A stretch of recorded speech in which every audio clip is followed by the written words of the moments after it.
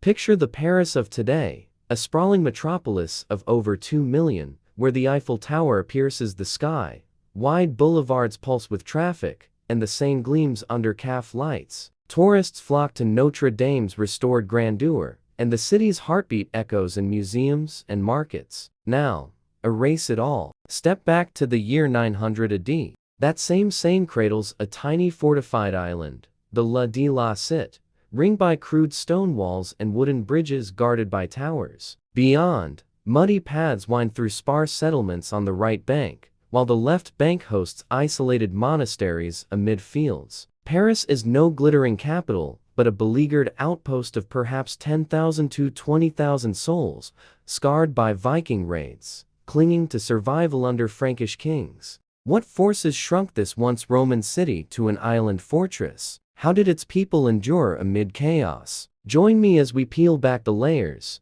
reconstructing this forgotten Paris from the ground up, revealing a world where every stone tells a tale of resilience and transformation, urban layout and city planning as the visuals transition from modern aerial views to a reconstructed medieval map. Observe how the bustling arrondissements dissolve into a compact, defensive core. In 900 AD, Paris's urban layout was dominated by the La de la Cité, a natural island in the Seine measuring about 250 meters wide and 500 meters long, serving as the city's heart since Roman times. This island housed the royal palace, the cathedral, and key administrative structures, encircled by stone walls, originally built in the late Roman period and reinforced during the Carolingian era to withstand invasions. The city's planning reflected necessity rather than grandeur. Two bridges connected the island to the banks, the Grand Pont, later Pont au Change, to the right bank, and the Petit Pont to the left bank. These were fortified with massive stone towers, the Grand Châtelet on the right bank, and the Petit Châtelet on the left bank, constructed under Bishop Jocelyn in the 9th century. As noted in contemporary chronicles, the bridges themselves were wooden structures, wide enough for carts but designed to be defensible, with gates and chains to block river traffic. Beyond the island, the right bank saw emerging settlements, particularly around the area now known as the Marais, where merchants and artisans began clustering. Archaeological excavations in the 15th arrondissement and Bercy reveal traces of earlier Merovingian settlements, but by 900 AD, these were limited, with much land used for agriculture. The left bank, conversely, was sparsely populated, dotted with monasteries like Saint-Germain-des-Prés, founded in the 6th century and rebuilt after Viking attacks. The overall layout followed a north-south axis inherited from Roman Lutetia, with the Cardo Maximus main street running from the island's gates. This configuration was a direct response to threats. The Viking sieges of the 880s, detailed in Abbo Cernus's Bella Parisiaci Urbis, prompted further fortifications, turning the island into a self-contained refuge. No comprehensive city planning existed as in later medieval periods. Instead, organic growth occurred under royal and episcopal oversight. Compared to today's radial boulevards designed by housemen in the 19th century, this Paris was insular, its layout prioritizing defense over expansion. As we delve into architecture, see how these spatial constraints shape the buildings that define daily existence. Architecture and building materials visualize the camera panning over reconstructed stone walls and timber-roofed churches, fading from modern glass facades, earthy medieval forms. In 900 AD, Paris's architecture was a blend of Roman legacy and Carolingian practicality, characterized by sturdy, functional designs rather than ornate aesthetics. The predominant style was pre-Romanesque, with influences from Merovingian basilicas. Key structures included the Cathedral of Saint-Étienne à la de la Cité, a predecessor to Notre-Dame, built in stone, with a simple nave and apse. Archaeological evidence from excavations beneath Notre-Dame reveals foundations of this 6th century church, expanded in the 9th century. The royal palace, also on the island, was a fortified complex of halls and towers, constructed from local limestone quarried from nearby hills. Building materials emphasized durability, limestone blocks for walls, often reused from Roman ruins, as seen in the walls encircling the island, which incorporated spolia from earlier structures. Churches like Saint-Germain-des-Prés on the left bank exemplified this era's architecture. Founded in 558 AD and rebuilt after the Viking sack of 856 AD, it featured a basilica plan with stone walls, wooden roofs, and minimal decoration, rounded arches, and small windows for defense. The Basilica of Saint Denis, north of Paris, served as the royal necropolis since Dagobert I in 639 AD and was consecrated by Charlemagne in 775 AD. It used stone vaults and marble columns, some imported or recycled, marking an early shift toward more ambitious designs, though full Gothic elements emerged later in the 12th century under Abbot Suger. Homes varied. Elite residences on the island were stone-built with courtyards, while commoners' dwellings on the banks were timber-framed with wattle and daub walls and thatched roofs. Streets were unpaved, muddy paths, often no wider than 2–3 meters, lined with simple workshops. Sanitation was rudimentary. Waste flowed into the Seine or open ditches, contributing to frequent epidemics. In contrast to today's steel and glass skyline, this architecture symbolized endurance. The reuse of Roman materials, documented in sources like the Royal Frankish Annals, preserved continuity while adapting to threats. This built environment not only sheltered the population, but also stratified it, as we'll explore next. Population size and social classes. As animations populate the island with figures, note the sparse crowds compared to modern throngs. Around 900 AD, Paris's population is estimated at 10,000 to 20,000, based on the confined urban area and historical records. This figure represents a recovery from earlier declines. Roman Lutetia peaked at perhaps 8,000–10,000, but invasions reduced it further. By the late 9th century, post-Viking sieges, the city stabilized as a key center in West Francia, though exact censuses are absent. Estimates derive from settlement density and chroniclers like Lightbrand of Cremona for similar periods. Social classes formed a rigid hierarchy under Frankish feudalism. At the apex were the nobility, including counts like Odo, who defended Paris in 885–886, and became king in 888. They controlled land and held military power, residing in fortified island compounds. Below them, the clergy bishops like Goslin died 886 during the siege wielded spiritual and administrative authority,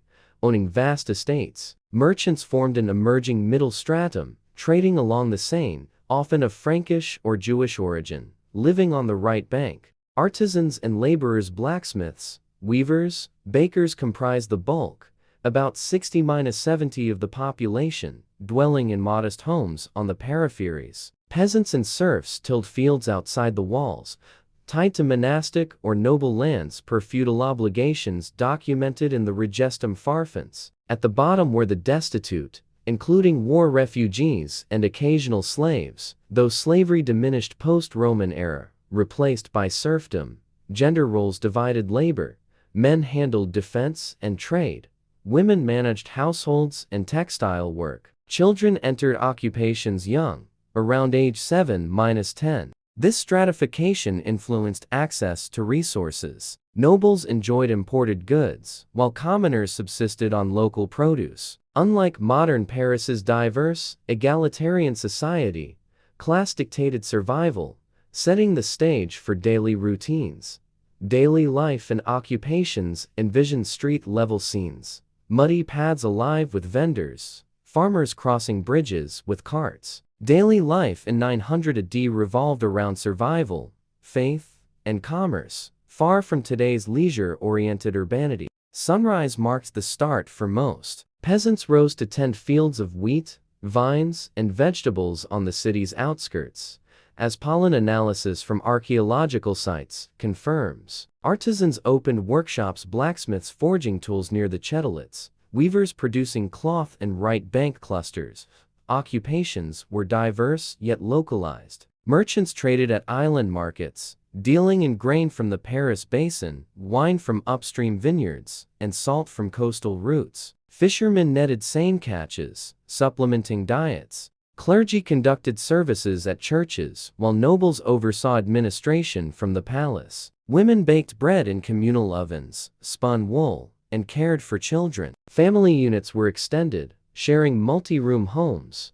Meals were simple: breakfast of bread and ale, midday porridge with beans or fish, evening stew if resources allowed. Water came from the Seine or wells, often contaminated, leading to health issues. Evenings brought communal gatherings in piazzas for storytelling or religious observances, per customary norms in Frankish chronicles. Dangers abounded: floods from the Seine, documented in 886, or lingering Viking threats disrupted routines. Life expectancy hovered around 35 to 40 years, per skeletal studies from cemeteries like Saint-Germain-des-Prés, due to disease and malnutrition. Yet, community bonds fostered resilience, with mutual aid during sieges, as Abbo Cernus describes defenders sharing provisions. This gritty existence contrasts sharply with modern Parisian life of fine dining and nightlife. Then, every day was a negotiation with hardship,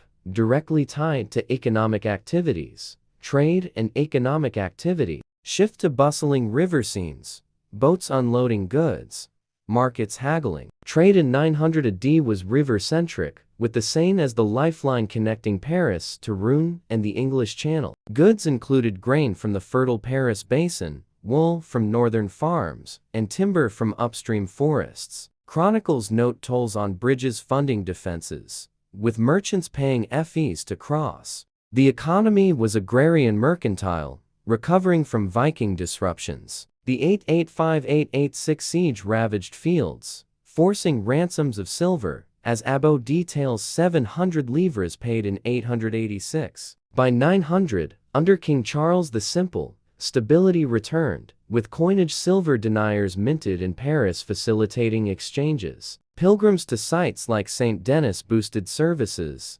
inns, guides, and relic trade. No large-scale industry existed. Production was small-scale in workshops, employing family labor. Economic shifts from raids to peace affected all peasant-supplied markets. Merchants linked to Frankish networks. Unlike today's global finance hub, this economy was local, vulnerable to floods or invasions, yet foundational for later growth. These activities underpin political structures, where control over trade routes meant power. Political control and power structures depict palace interiors, kings issuing decrees, nobles in council. In 900 AD, Paris fell under West Francia, part of the Carolingian partition via the 843 Treaty of Verdun. Charles the Simple ruled from 8989 to 2, but local power rested with counts like Odo, elected king in 888 after his siege defense. The Palais de la Cité served as the administrative center, housing the royal court sporadically. Power structures were feudal. Kings granted lands to vassals for military service, as per capitularies. The bishop shared authority, mediating with invaders. The 978 siege by Otto II of the Holy Roman Empire, repelled by Hugh Capet, highlighted Paris's strategic role. By 987, Hugh Capet founded the Capetian dynasty, solidifying Paris as a political base. Consequences rippled. Noble feuds led to conscriptions, affecting commoners through taxes. Unlike modern republican governance, politics was personal, alliances fragile, shaping religious life.